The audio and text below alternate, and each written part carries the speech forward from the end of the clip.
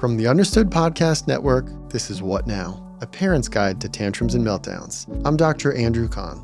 I'm a licensed psychologist who's been working with kids, teens, and adults for more than 20 years. I'm also the father of a teenager, so I have a lot of personal and professional experience when it comes to parenting.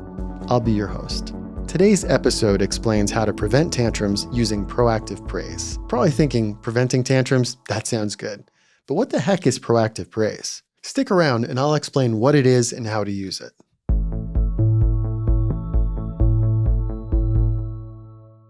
Okay, so let's talk about why the right kind of praise can make a big difference. You see, praise can be a roadmap that shows your child precisely how to get the good stuff, like your positive attention or meet your expectations, and so they can get there again in the future. Being really specific in praising your child for what they did correctly will help them know exactly what it is you want them to do next time. Psychologists call this kind of praise labeled praise because you're putting a label on it.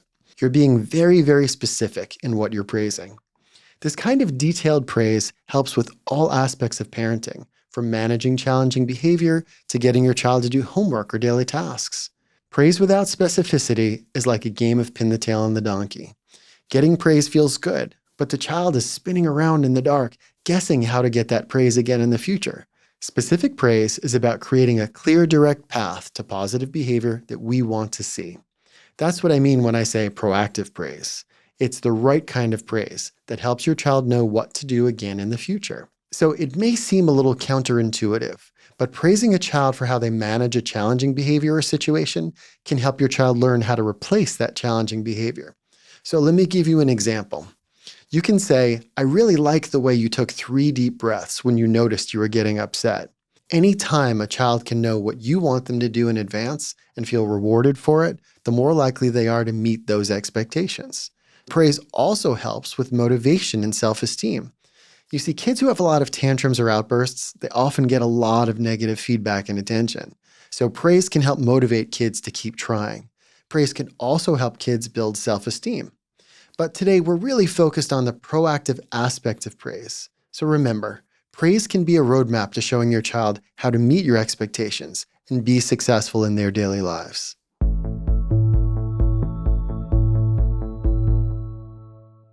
Okay, so let's talk about how to praise proactively.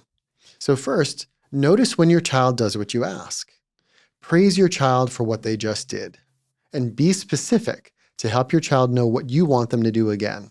Here's a daily task example, doing the dishes. If you just say good job when your child finishes doing the dishes, your child may not know what exactly they did to be successful next time. Did you like that they did the task without being reminded? Did you like that they scrubbed the dishes thoroughly? Did you like that they wiped off the counter afterwards so everything looked nice and neat? Which part of doing the dishes went well? You see, detailed praise helps your child know what to do in the future. In the previous episode, I talked about how a mutual timeout can help de-escalate a tantrum or outburst. So if you say good job after a successful mutual timeout, your child might not be sure what exactly they did right. But if you say, I really like the way you went to your calm down space when I asked you to, and how you told me you needed more time before we came back together. Now that's how praise can be a roadmap.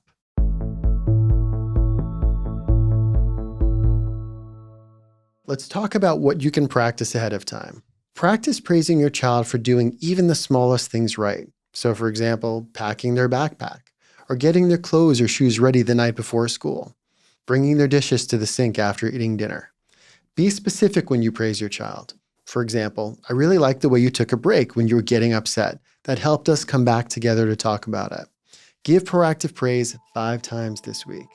Okay, folks, that's it for today's episode. I hope you'll join me for the next episode on how to identify your child's triggers. If there's one thing you can take away from this episode, it's that praise can be a roadmap for showing your child how to meet your expectations and be successful in their daily lives. You've been listening to What Now? A parent's guide to tantrums and meltdowns from the Understood Podcast Network. If you want to learn more about the topics we covered today, check out the show notes for this episode. We include more resources, as well as links to anything we've mentioned in this episode. Understood is a nonprofit organization dedicated to helping people who learn and think differently discover their potential and thrive. Learn more at understood.org/mission.